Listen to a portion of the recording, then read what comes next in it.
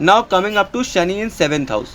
Shani 7th house में, अब यहाँ जब शनि आते हैं शनि इन 7th हाउस, तो शनि उच्च के कहलाते हैं। शनि यहाँ अच्छा फल देते हैं बशर्ते उनको कोई छेड़े नहीं, क्योंकि शनि न्याय के देवता हैं, तो वो अच्छे और बुरे परिणाम दोनों से दे सकते हैं। यहाँ पर जातक जो काम भी हाथ में लेता है वो समय से पूरा कर देता है। वो ये ख्याल रखता है कि जो वो काम ले रहा है वो टाइमली पूरा हो जाए। ये शुक्र और बुध का घर है, तो यहाँ पे शुक्र और बुध को भी देखना चाहिए। अगर शुक्र और बुध अच्छी स्थिति में है तो यहाँ पे शनि एक्सीलेंट परिणाम देता है। जातक को चतुर और चालाक होना चाहिए। बुद्धिमानी और सरलता वाले जातकों को यहाँ दुनिया और उसके दोस्त भी मार के ख़त्म कर देते हैं। उनको हमेशा अपने साथियों के बारे में सतर्कतापूर्वक सोचना चाहिए। अच्छा, शनि इन 7th हाउस खराब कब हो जाएंगे? जब आप एक्स्ट्रा मैरिटल अफेयर्स करेंगे और कोई बुरे कर्म करेंगे। अब बुरे कर्म कैसे भी हो सकते हैं, जैसे यहाँ पर मैं आपको बताऊँ कि शनि अगर यहाँ बैठे हुए उच्च के हैं, पर अगर आप कर्म बुरे करने लगे, मतलब आप अपने स्पाउस या हस्बैंड या वाइफ को परेशान करने लगे, तो फिर ये आपकी किस्मत बदल देंगे। तब ये जहाँ जितने उच्च के हैं उतने ही बुरे उच्च के बुरे परिणाम देने लगेंगे। तो यहाँ पर ये आपको बहुत देखना है कि आप अपने संबंध अपने स्पाउस या वाइफ से कैसे रख रहे हैं, क्योंकि शनि यहाँ आया है। शुक्र को किसी भी कीमत पर खुश करना ही करना है, शनि दीवाना शुक्र का। तो यहाँ जैसे आप अपने हस्बैंड वाइफ के साथ कुछ ना कुछ बुरा कर्म करने लगते हैं, आपको उसके 110% बुरे परिणाम मिलते हैं। ये मैंने कई पत्रियों में देखा है। और यहाँ पर अगर शनि अच्छा हो जाता है तो ये आपको ढेर सारी प्रॉपर्टी देता है, पैसा देता है, ठीक है। Investment in property in Shani in 7th house is very good. तो यहाँ पर अगर एनिमी प्लैनेट्स 4th हाउस में आ जाते हैं तो ये आपकी मैरिज को बहुत ही ख़राब कर देता है। ये यहाँ पे विष योग बनाने का काम करता है 7th हाउस में शनि, जब आपके 4th हाउस में एनिमी प्लैनेट्स आकर बैठे होते हैं।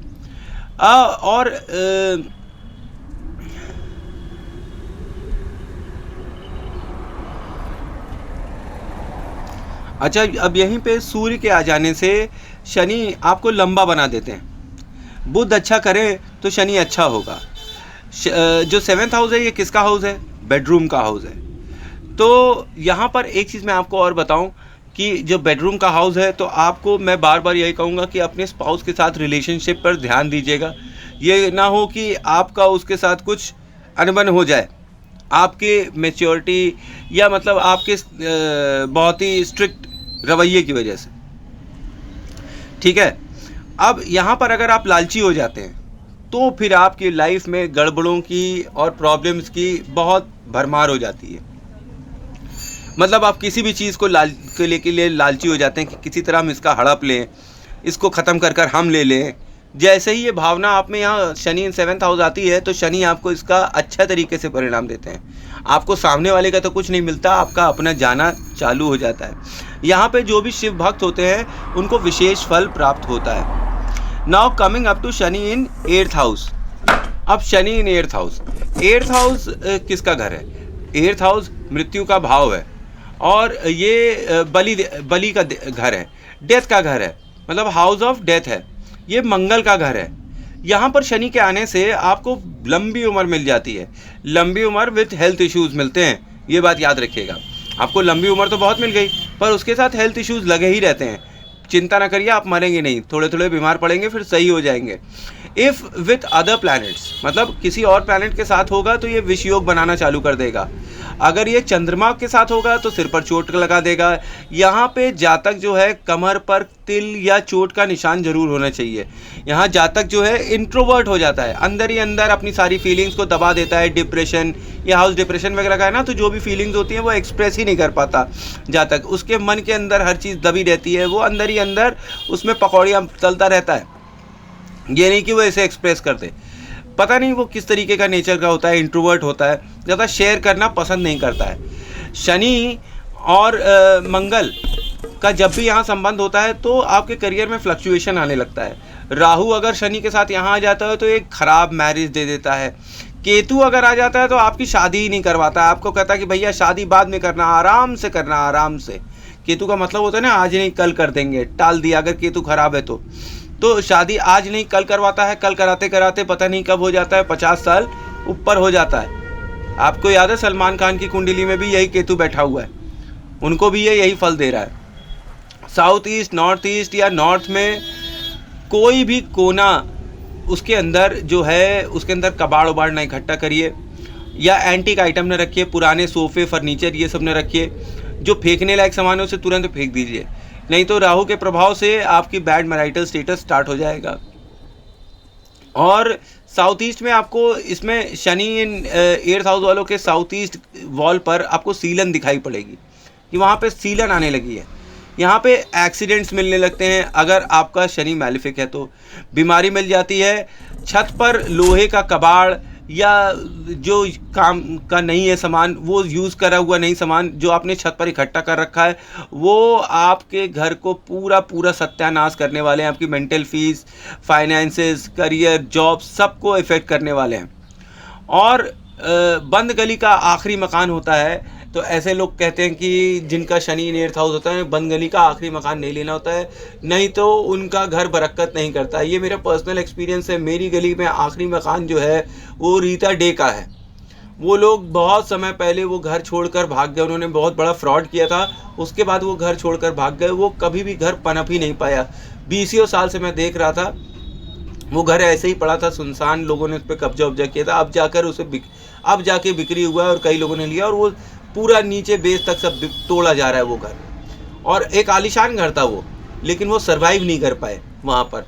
तो बंद गली के आखिरी मकान वालों के साथ ये सब प्रॉब्लम होने लगती है जब शनि इन 8th हाउस होता है। इवन कोरोना में बंद गली के आखिरी मकान में मैंने देखा कि पूरी गली में बंद गली जो थी उसमें एक आखिरी मकान था, वहीं पे सबसे पहले कोरोना हुआ।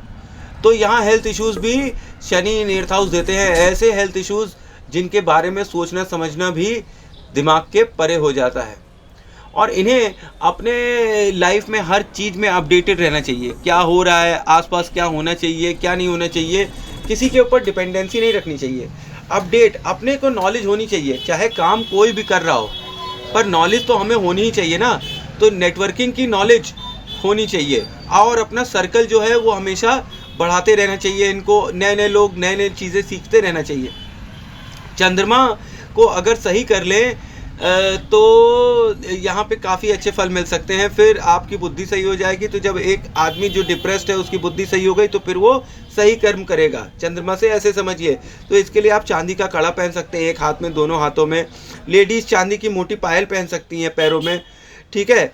1 चम्मच दूध जो है वो पानी में डालकर आप रोज़ नहाएं तो इससे आपको अच्छे फल मिलेंगे। आप coming up to Shani in 9th house.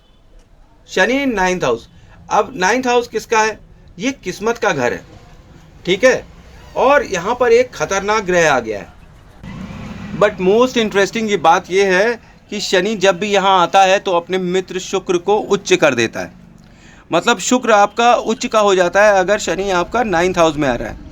इसके कारण ऑपोजिट सेक्स को ये बहुत अट्रैक्ट करते हैं और ये घर को सजा संवा कर रखना चाहते हैं, और उन्हें रखना ही चाहिए, तभी तो शुक्र उच्च का होगा।